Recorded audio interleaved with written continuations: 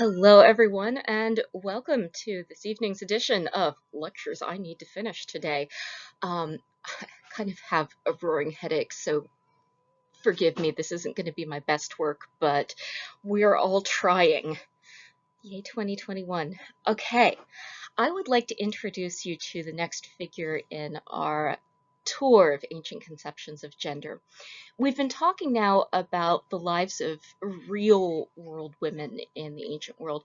Now we're going to shift a little bit into the language of norms and beliefs.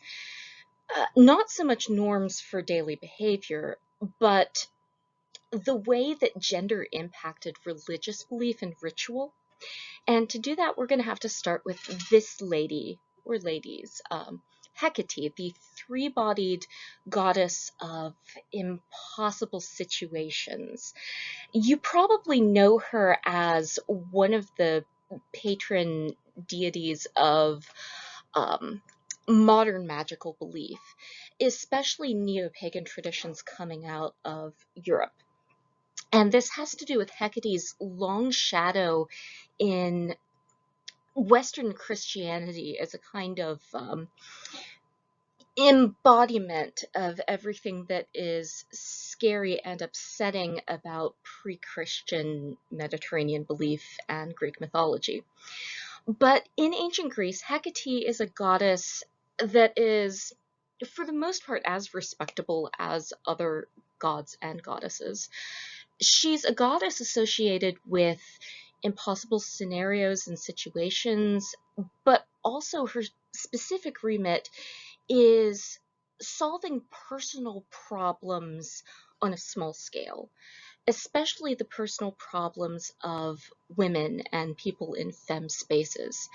Hecate's three bodies evoke and invoke the a larger concept that crosses religious boundaries here, which is why I'm sounding so sketchy and hedgy about this.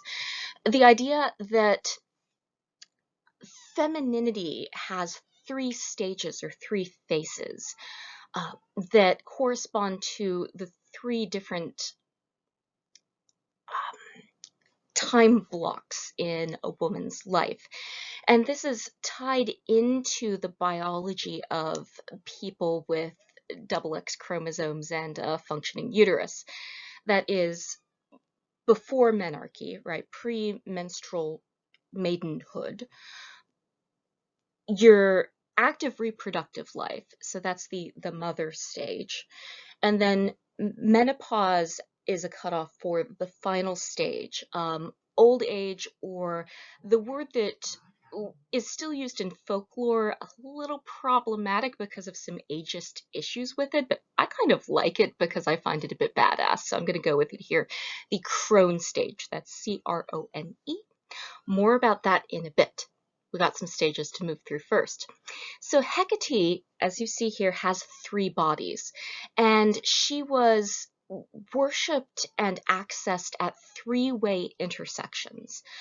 Three-way versus four-way intersections in the ancient world were thought to be special places with a lot of ritual power, power that was associated with the divine feminine rather than the divine masculine. And you'll find statues of Hecate frequently set up at three-way intersections for her worship. Again, this was, for the period we're talking about and the places we're talking about, a goddess that you could worship openly. In fact, if you didn't worship Hecate, she might get a little miffed with you. Although,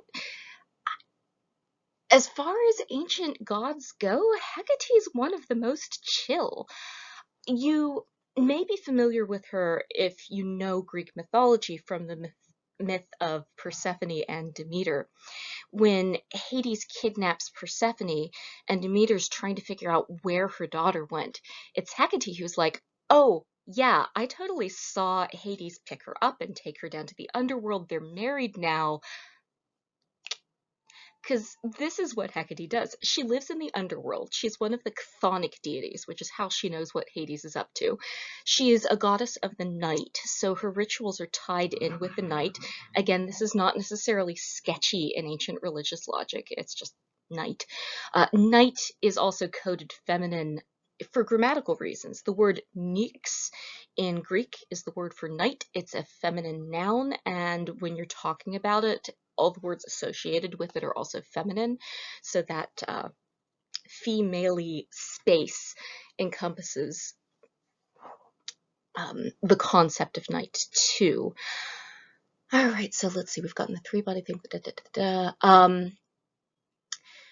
The other thing that this myth demonstrates, and other myths about Hecate have this in it too, is that Hecate is the goddess who is going to show up for you when you have a personal family problem blowing up in your face. Demeter can't find her daughter. Her daughter's father, who's also Demeter's brother, Zeus, because Zeus is a total... I'm trying to think of a polite word and it's not coming to me now. I'm sure you can think of a few. Oh, here we go. Rapist. He's a rapist, including a rapist of Demeter, which is why they have a child together. This family is messed up, guys. So messed up. But then, like, their own father tried to eat them. Actually did eat them. Not Zeus, but he did eat Demeter. What the ancient Greeks really needed was a god of therapy. Alas, the closest thing they have is Dionysus, who is a pretty cool dude. Right, back to Hecate. Focus, Jones Lewis. Hecate is this god who's going to show up, listen to your problems, and be able to see past convention to see to the justice. So she's both a mercy goddess, but also a justice goddess. And this is partly why you pray to her when your life is blowing up and you don't have recourse to normal power structures. I'm sounding very structural functional here, but that's not a bad way to read Hecate. Feminist lenses are also really great when we're thinking about what to do with Hecate. Not much with post-colonialism, but just wait for it, we can get there. On to the baggage. That is the life cycle construct. So we'll start at the beginning with the maiden stage. The word for this is parthenia, or parthenos is the word for a person who is in this life stage. Parthenia is for the state of. You may recognize this from the Parthenon, the temple in Athens dedicated to the goddess, one of the goddesses who lives in a state of perpetual maidenhood. That is, she is unmarried. Interestingly, though, not a non-mother. At one point, Athena does have a child, just not through sexual intercourse. That's a story for another day. But yeah, his name is Erechtheus. That's her kid, through either adoption or supernatural conception, depending on the myth you're going for. Athena's weird in a lot of ways. Artemis is more of our theme goddess for this section. More about that in a minute. But yeah, Parthenos then gives its name to the Parthenon because Athena falls into this category. There are two other goddesses other than Athena who exist in this space. So there's Athena, there's Artemis, and also Hestia, the goddess of the hearth. There isn't a lot of mythology about Hestia, but she's one of the most frequently worshipped goddesses in ancient ritual because every fireplace in every household is sacred to her, and she gets the first fruits of every meal eaten as a family. You cannot have a family home without invoking Hestia. This life stage is also associated with ancient concepts of asexuality, which is a thing that's articulated in the ancient concepts of sexuality, by the way.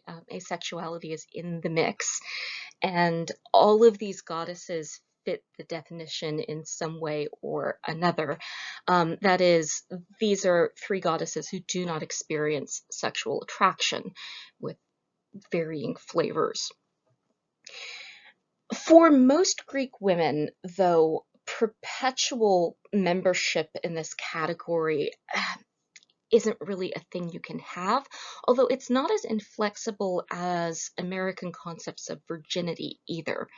This is a life stage that ends with marriage and or sexual activity asterisks. It's a stage of life you can enter back into through certain kinds of ritual purifications, and in some places in the Greek-speaking world, it can just be used as a catch-all for a lack of sexual activity.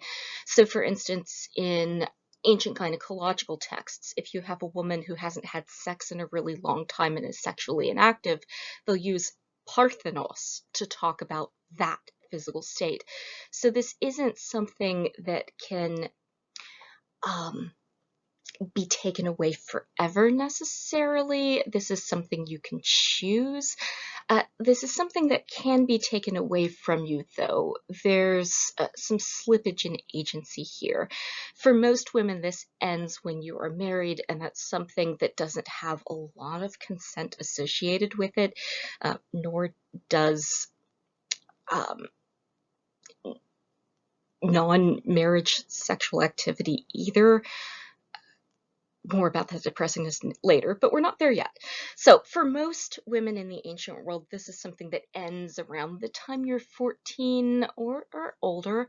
The convenient cutoff point is usually when you start menstruating sometimes, or when you start having sex.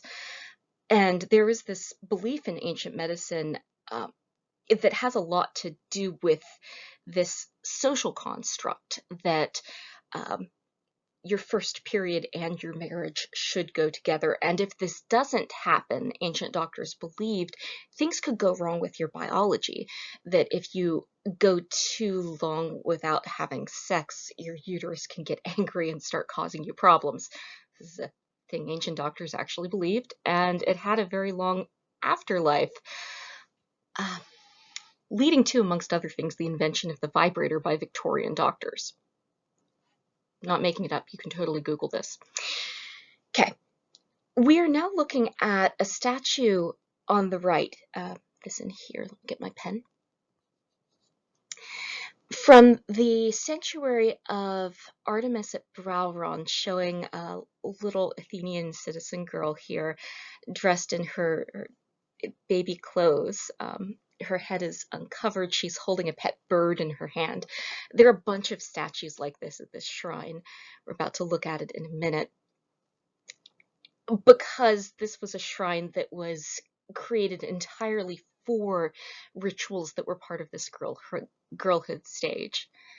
So let's have a look at these. Oh, before we get there, though, we need to talk about who Artemis is. So Artemis was the deity who was most associated with the purest form of the maidenhood life stage. Not Athena, because she was born from her father's head and frequently sided with her male relatives over her female relatives, was partially subsumed under male authority. She didn't have to, but she actively chooses to be the cool girl who hangs around with dudes all the time. Yeah, I'm inevitably going to end up turned into a spider for saying these kinds of things, but there we are. In fact, don't you have my spider around here somewhere? There we are. Yes. It me. If you don't get that reference, Google Arachne. It'll explain a lot of my mixed feelings about Athena. Artemis, however, wants nothing to do with male authority. She kind of loves her daddy Zeus, but only because she has this talk with him one day where she's like, Dad, I don't ever want to get married. I want that one thing from you. Can you do that for me? And he's like, oh, honey, sure. And he stands by it because she makes him swear by the river Styx, which is how you get Zeus to agree to things, by the way. So Artemis is not only a perpetual maiden, she doesn't have to get married, she never has to bow to male authority, she also just runs wild in the woods all the time, which is part of what Greek culture thought would happen if women persisted constantly in the Parthenos stage without any kind of check or guidance or male intervention.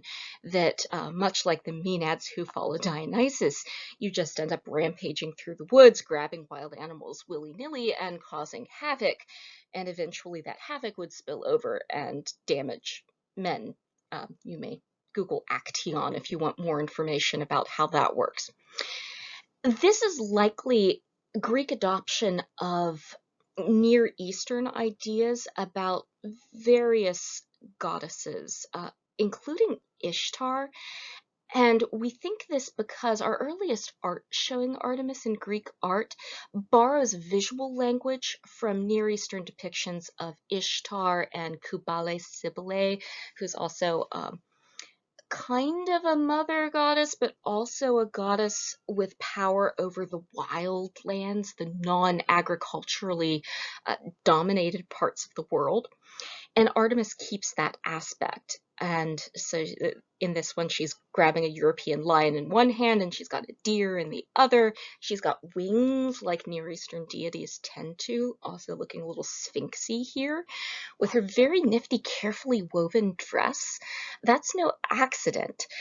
One of the things that women in the maiden stage were expected to do was to weave these really delicate, intricate, complicated textiles. So she's clothed in the work of her devotees. And then she's also got her hair kind of like pulled back in a functional do, but it's not covered. There's no veiling or modesty. Often she's got her skirts hiked up so she can go out hunting more efficiently, because that's what she does.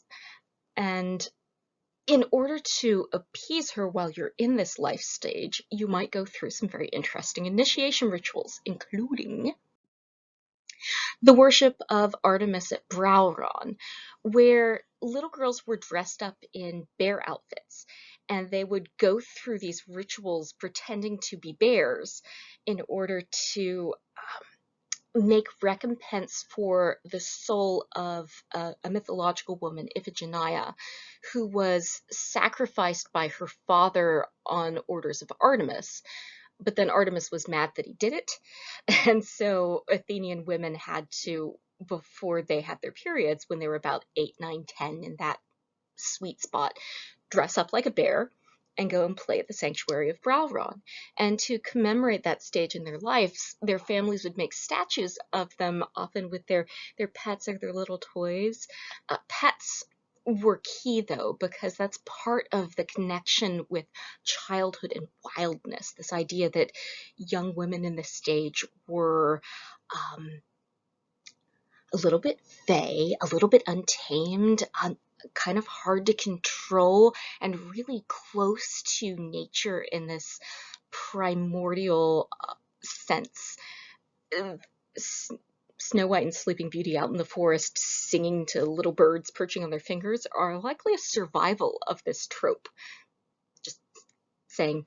Another interesting thing about the Shrine of Brauron is that it's one of the sites that has a very rare preserved cult statue. That is the statue of the goddess who was worshipped in the central temple. And it's right here on the side. Here she is. That's Artemis Brauronia. It looks super mangled because it's made out of bronze and the bronze is corroded at the edges, but it's mostly there. It survived. Yay.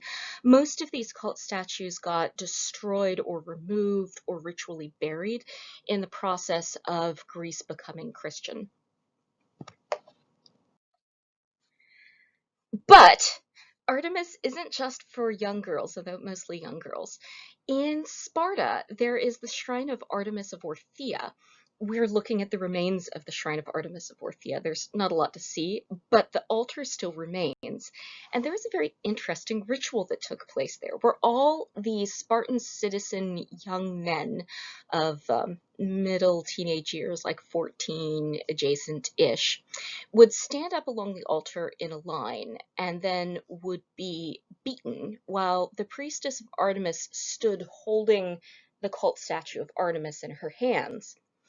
And the statue would feel heavy as long as the goddess was unsatisfied by the amount of blood coming off of the young men being whipped. And whoever fainted first lost. So the goal was to stay conscious as long as possible while you were being beaten and bleeding onto the altar of Artemis. Once the goddess was satisfied, the statue would get light, it would lift, and then the whippings would stop. And then the last guy or guys standing would then be the winners of this ritual. Which is another aspect of worship of Artemis and belief in Artemis, is that Artemis is not only untamed, but she's also very, very angry at men specifically. Emotionalists can go anywhere they want to with this. There is a lot to say in both an emotionalist and phenomenological reading of Artemis worship. Our first transition point from maidenhood into motherhood is marriage. Although, again, one must stress not everybody in the Greek-speaking world and later Roman world gets to have marriage. But this is the norm, and when we're thinking about norms and what people expected and aspired to, marriage was considered the best of all possible worlds, unless you wanted to remain a maiden forever, which a lot of people did. However, you were supposed to want to go to this transition point, even though this was a scary transition point, because with this transition, you go from your household of origin to your husband's household. And even if you're a Roman woman who retains membership in your household of origin, you're still physically present with your husband's family. That is scary for reasons we got into with the Hades and Persephone myth.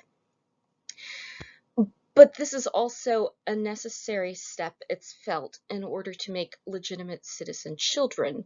And it's also a step up in responsibility. When you cross this threshold, yes, you're giving up a lot of freedom. But the expectation was you're getting some authority in recompense for that. So in maidenhood, you have wildness, you have freedom, but not authority, not responsibility. With this transition point, you get to be in charge of your household, you get a certain amount of enfranchisement, and once you have children, you have a role in raising them and seeing to their day-to-day needs, and that is a huge amount of authority and responsibility, not just once they get out of your body, but also like making children is a scary and difficult responsibility to ask of a person, and one that ancient Mediterranean societies honored to a very high degree, whether you succeeded in having children that lived or not. And this is one place where I do give ancient gender norms brownie points, is that they do acknowledge how dangerous and terrible an undertaking childbirth is, how traumatic, how difficult, which it is scary and really unpleasant. And even though we've done a lot better at making sure people don't die so much, we could do a lot better.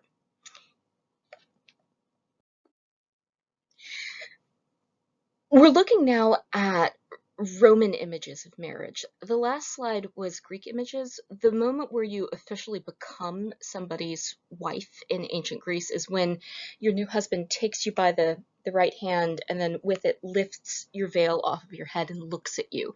This is something we've retained in European Euro-Christian marriage ceremonies with the veiling and the unveiling.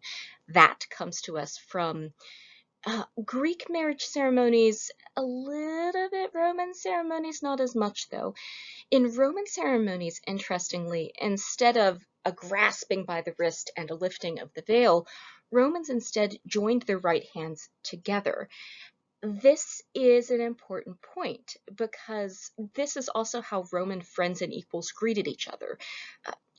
No matter what movies show you, if you noticed in movies where like two Roman dudes greet each other, they're always like grabbing each other by the elbows and doing this manly sort of grapple. That's not how Romans did it. Romans shook hands, just like we shake hands. It's a really old gesture with a really old history to it. And I find it interesting that modern people think that Romans are less manly if they're not like yanking each other's arms. It's an interesting visual choice on the part of modern filmmakers. But no, Romans shook hands. And they also kissed each other on the cheeks, regardless of gender. Uh, Although you probably wouldn't kiss a woman who was married to somebody else. That would be a little bit odd, but you'd kiss your dude friends 3 times on the cheeks. And this is something that's still a part of European culture, so it's not even gone away. One interesting thing about Roman marriage ceremonies, the officiant was a woman called a pronuba. This is a woman who was still married to the same man who was still alive, and it was felt that her good marriage luck would be transferred to the new couple. Roman couples in Roman art are frequently shown as being the same height. This is another nod to a kind of equality, and this is equality with a lot of asterisks and scare quotes, but to Roman eyes, Roman marriage did have the elements of a binding and mutual partnership. This is one such portrait of a baker and actually, no, they're both bakers because they're in a family business together. So a baker and her husband. Let's do it this way. If you look this up on the internet, it'll say a baker and his wife. There they are, though.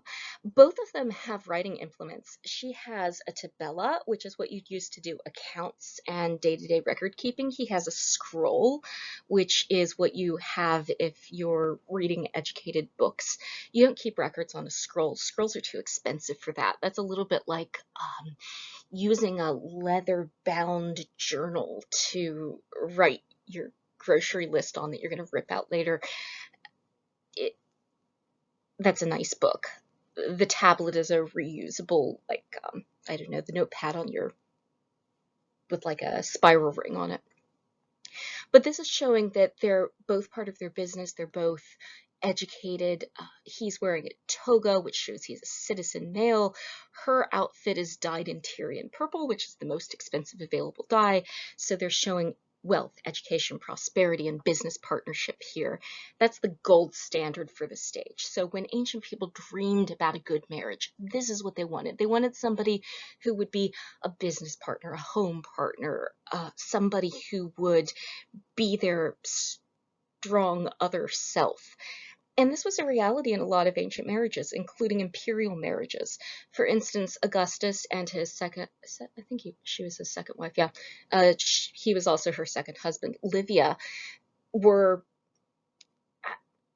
so enmeshed in their partnership that she had a copy of his imperial seal that she'd used to do imperial business while he was out of town touring the empire. And her word was binding as his proxy in Rome. And this was a pretty regular thing for elite Roman women. So, booyah, elite Roman women. Reality varied, but this is what Romans and even ancient Greeks in some places dreamed about. I've been painting a pretty dim picture of Greek marriage, and certainly Athenian marriage, not so great. But in Ionia, you do have spaces where women have authority and partnership and greater legal rights. So, it's not all doom and gloom, but it is pretty precarious. Now, a note about how biology intersects a little bit with the folklore here and why it is that the feminine gets pulled into concepts of the magical and the supernatural. When trying to wrap their heads around how new people are made, figuring out like what goes on in pregnancy and birth that creates a new human creates a space of wonder and uncertainty that maps onto female bodies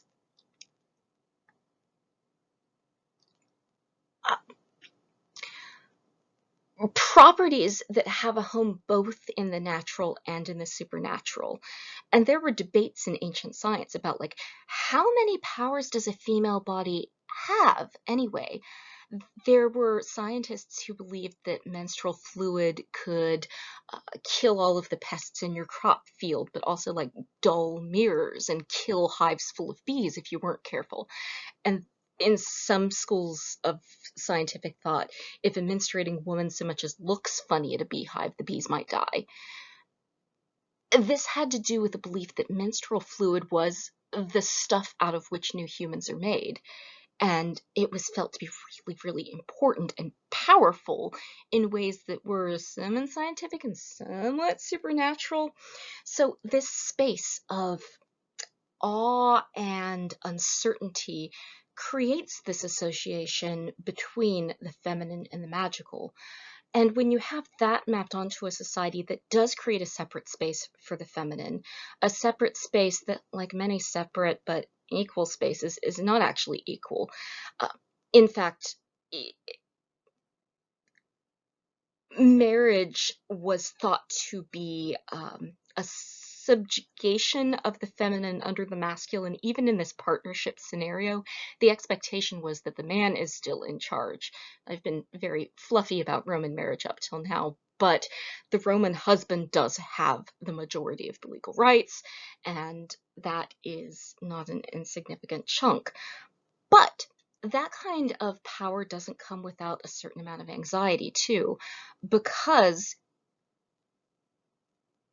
when you're worried about if you don't control your women, they're going to uh, do things to you. And it is impossible to control another human being 100%. Even if you're like a cult leader and you're really, really good at hypnotizing people, it's still impossible to 100% control another person. So this is a gender norm that is asking way too much out of everybody involved, and it causes a huge amount of anxiety. So again, leaning on an emotionalist standpoint here, this context is informing a lot of what you guys are seeing as you're reading chapters 3 and 5, 3 and 5, or is it 5 and 6? Sorry, 5 and 6 of Ogden. This intersection of control and fear and gender does create this space in which there's distrust, but also a lot of projection of power onto the feminine space. This, by the way, is from a tombstone for a dead mother, and I think it's just the mother in this particular tomb. Uh, we think, or no, that's another tombstone. In this tombstone, the mother's holding a little toy bird and she's playing with her baby, but the seated figure is the figure of the person who has died. So her baby, the inscription tells us, is being raised by its grandmother, and the tombstone shows this mother doing what she couldn't do in life, playing with her baby. Just my heart. Now, to make this a little bit more depressing, keep in mind that not everybody gets to get married in this society that so greatly values and norms marriage. For those who aren't able to marry for various reasons, so if you're in a city-state where immigrants' marriages are not legally recognized, Athens does this, right? So if an Athenian citizen man wants to form a household with a woman who is not from Athens, in many periods of Athenian history, that marriage is not legally recognized. It's not considered a real marriage. And therefore, that relationship is construed as a concubinage or some kind. It's treated as sex work, even though it's more like a domestic partnership. For other, not just women either, sex work was done by and happened to men and intersex people in this culture a lot.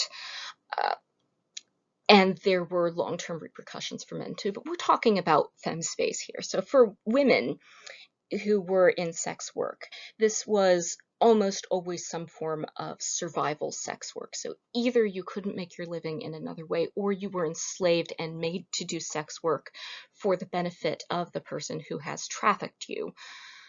This is still a major problem in sex work economies where there aren't protections and regulations. So this is something that isn't left in the ancient world. This is still happening to people today, both survival sex work and trafficking. But it's something that's always in the back of my mind when I think about the mythology and the norms of women's lives in the ancient world, is how do you intersect with Hecate if you aren't in a position where you can be married? Um, Hecate does seem to be a goddess to whom people who are not in a marriage category are praying and entreating. And I think that's part of her appeal, is that Hecate is the goddess of all three life stages and all women. And I wonder if some of her power comes from the number of women who are in these non-normative spaces in antiquity, trying to find a way to cope and survive and call out for justice. And sounding very structural functional again, but structural functionalism does have some, um, you know, interesting ways to think about stuff, doesn't it? So on to our final stereotype. Well, stereotypes and then also ritual space. This is the Crone stage, and I'm going to start with the stereotypes and move on to the power mongery bits because that's more fun. So this is the stage of life that begins with the loss of your spouse usually and or with menopause. So this is when the stage of your life when you're actively raising and or having children is over. For a lot of women in the ancient world who were married to older men, this is when your husband dies, he's much older than you, so you have a lot of life left to live. Or this can be a period where you're no longer having children, your children aren't around. This is a period of great vulnerability, but also where there's a belief that there's a lot of ritual and supernatural power, which is an interesting juxtaposition for me. So I'm going to start with the depressing stereotypes that are not just stereotypes, but real women's lived experiences here. If you don't have children and those children don't have wealth enough to support you, and if you don't have other family members, without legal personhood, you, and that's a lot of people in the ancient Mediterranean, you lack a lot of the social and legal safety nets that would allow you to maintain, say, housing for yourself and income. As your body begins to fail, labor would be increasingly inaccessible to you. And a lot of the labor asked of these older women was childcare responsibilities. For women who had been making money in sex work, this is also the period during which you're not able to make it directly with your own body. So if you have not gained enough wealth to purchase people and traffic them for you, which a lot of women did again for survival, uh, you would be left in dire circumstances, likely homeless, and without a lot of sympathy from the world around you. And to show you what I mean, here's some representative ancient Mediterranean artwork showing women in this stage of life. These sculptures both have older women with their clothes kind of falling off and they're carrying wine. So there's this stereotype that old women are experiencing active substance abuse issues. Some of that is probably a nod to what a lot of women did to cope with living in this society. Uh, that is, abuse substances, and wine was a substance that you could get a hold of a lot in the ancient world, and it would have been in your pantry, and if you're stuck in your house a lot, honestly, I can't find it in my heart to blame anybody for this. But there was a lot of judgment for women who were seen to be doing this, and it's not just judgment, but also frequent punchline in Aristophanes, which is not my favorite thing about that particular playwright. There was also a stereotype that women at this stage of life were sex addicts, that they were insatiable and they would frequently chase down young men and sexually assault them in order to satisfy their unbridled lusts. So that's a thing. This was not a stage of life that, at least on the surface, seems to get women a lot of respect. However, there's also a belief that with menopause, you get access to a new level of supernatural power, priestesshood. So, ritual cults in which the clergy were recruited from women only. So, this would be priestesses of Athena, Artemis, but also Apollo is another god who preferred female oracles and prophets. These were taken uh, regularly from women in this final third life stage, from the crone stage. There's also a belief that with age and wisdom comes knowledge, experience, cleverness. You've been through all of the other life stages. You've gathered a lot of wisdom. You've survived some bottlenecks, right? You've survived both um, menarche and childbirth and menopause. And with that comes this certain badassery, a loss of bleeps given. There was a general perception that these women also were better connected with chthonic deities in particular, because again, women are responsible for preparing bodies for death and also officiating over funeral rites. So this final stage is where you are responsible for this final transition out of life for everybody. There's kind of a I brought you into this world and I'll take you out of it vibe to this crone life stage. There are some mythological stories that tie in with this. I'm going to go for Clytemnestra here. So Clytemnestra was the wife of Agamemnon. You may know him from such hits as the Trojan War. He was in charge of the Greek forces fighting against Troy. He was also a particularly disappointing spouse for many reasons. First, he sacrificed his oldest daughter to the goddess Artemis, that Iphigenia, the sacrificial victim we were talking about at Browron, that's his kid. She had two parents. One of them was Clytemnestra. Also, her twin sister was Helen of Troy, which meant her husband sacrificed her oldest kid in order to go to war over her twin sister. That's enough to make anybody angry. Then Agamemnon comes home 10 years later with his new Trojan girlfriend, a prophetess named Cassandra, whom he had kidnapped, raped, and then brought with him. This is not my favorite thing Clytemnestra does, but she does murder Cassandra, but also she murders Agamemnon, murders him a lot. She lures him into a bathtub, winds him up in a net, and gets her boyfriend to murder him with an axe while she murders his new girlfriend with an axe.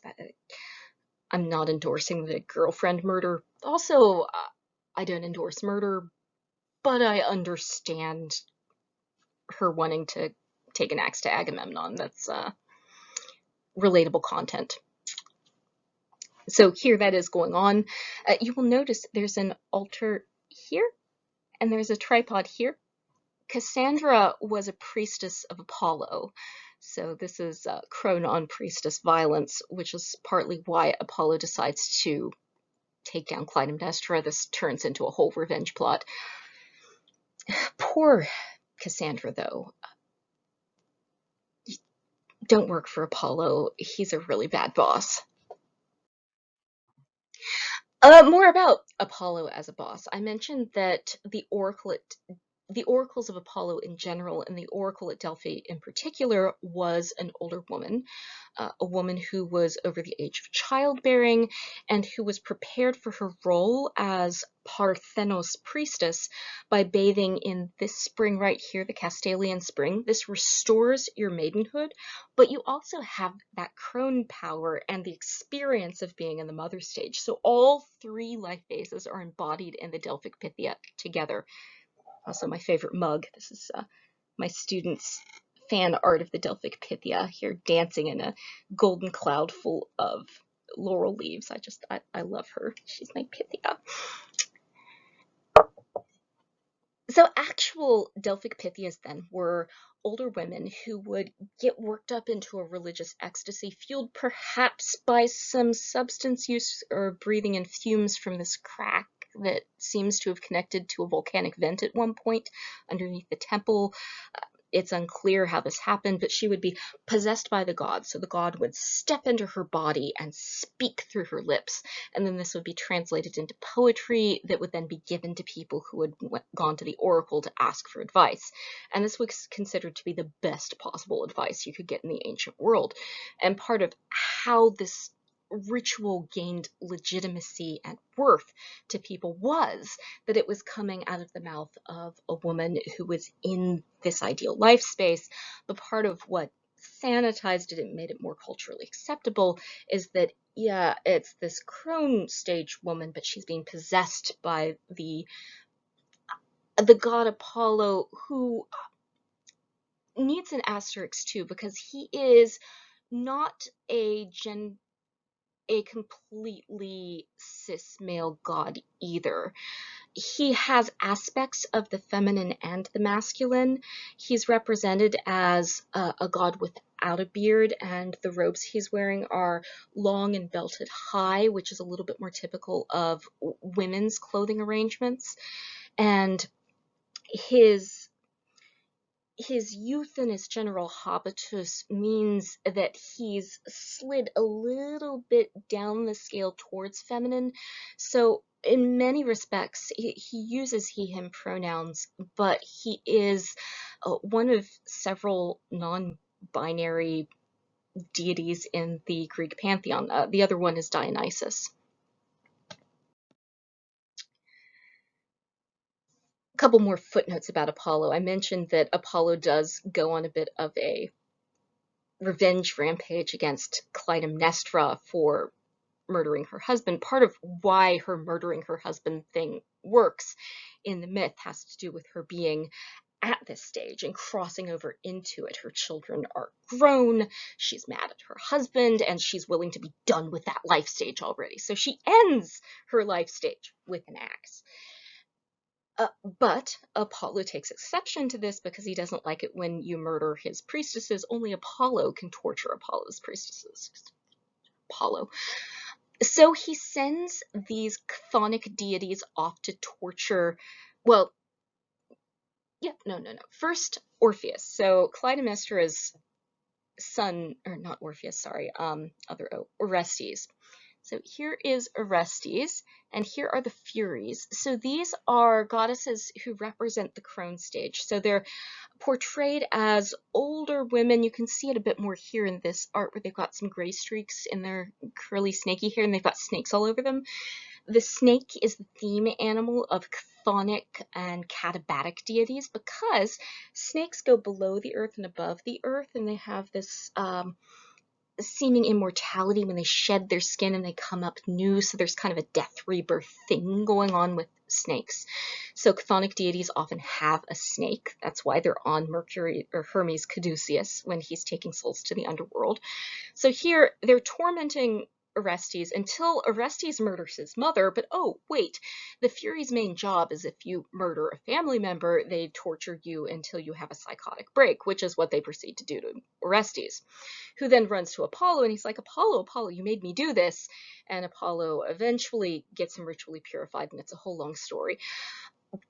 But this art encapsulates that sort of final stage where Apollo, here's Apollo, you can see he's got his laurel wreath crown, and he's nude, which is typical of male gods, sometimes female, especially Aphrodite.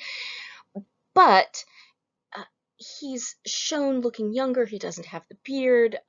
In art where he's clothed, he's also you'll see feminine garb. Like Google him and you'll find lots of examples.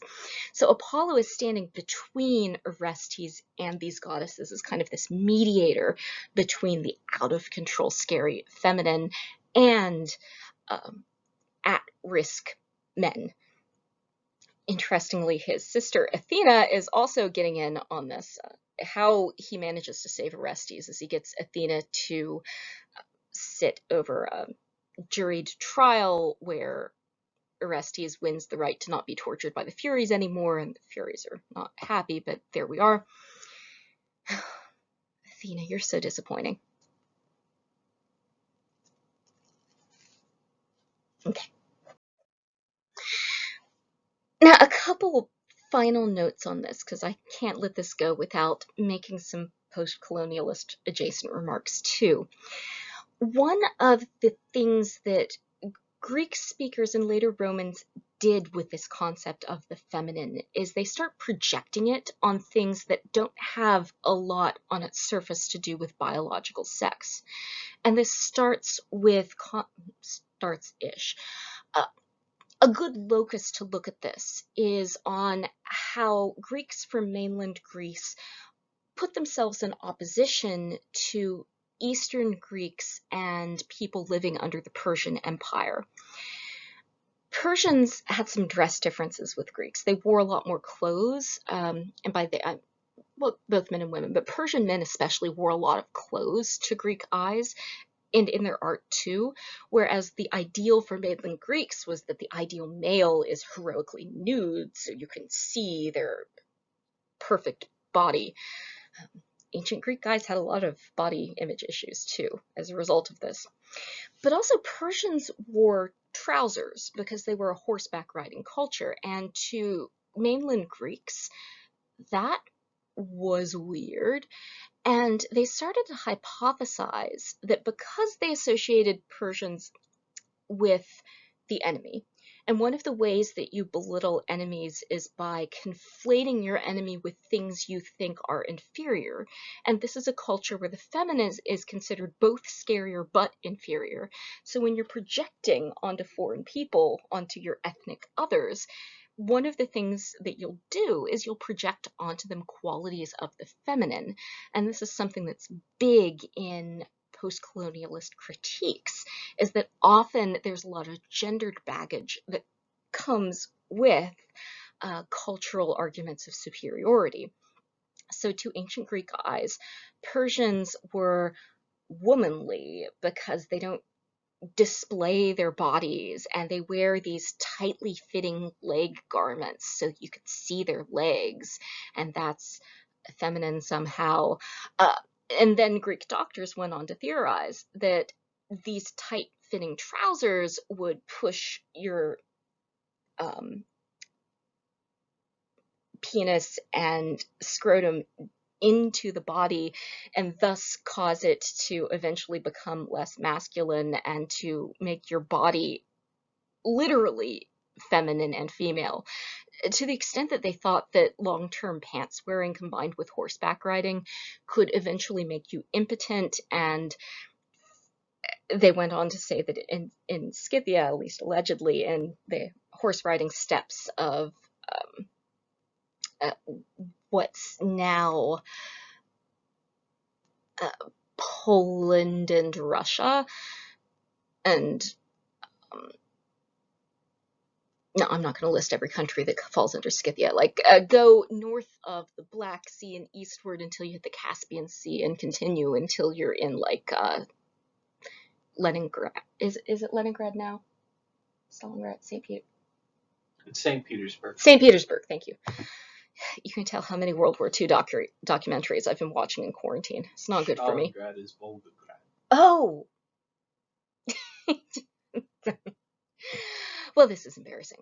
Look, I'm a Mediterranean historian, guys. At any rate, so the Scythians, again, according to Greek doctors, would then resign themselves to actually becoming a woman and would, like, start cooking and staying home and caring for kids because they had squished themselves with their pants-wearing ways.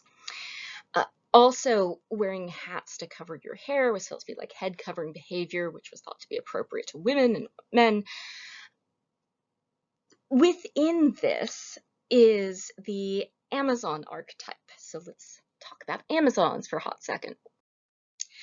If you're a little bit familiar with Greek mythology, you've probably heard of the Amazons. I know some of you have because you're familiar with the Wonder Woman franchise, which comes out of this mythological apparatus. So the myths of the Amazons are tied to, but not the same as, the historical peoples of the steppes. which did include a lot of women riding into battle and on horseback. Women were a part of warfare activity in certain parts of the greater Mediterranean area and parts adjacent. And this was something that regularly freaked out mainland Greek folks because the idea of women with weapons was scary. And we start to see this conflation of the feminine and being freaked out, but also being a little bit aroused, show up in artwork that has mythological Amazons in them. This particular one, you can see she's wearing trousers like the historical Scythians would have been wearing as part of the Persian army.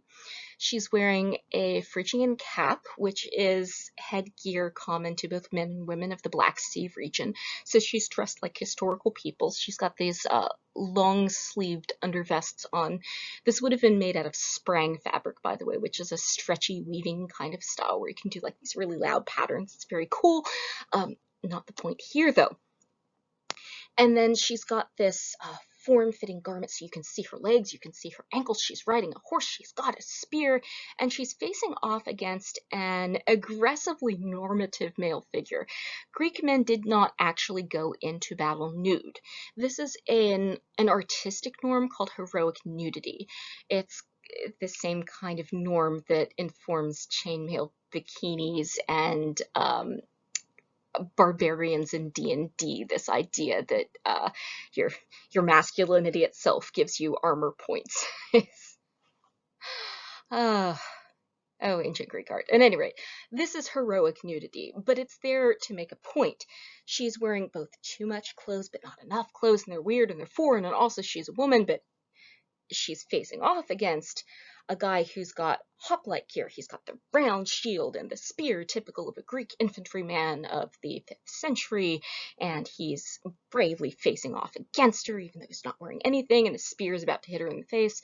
There's also a lot of myth in which Greek or Greek-coded men fight an Amazon woman, and then as they're killing her, they fall in luft, which is like halfway between lust and love. Luft.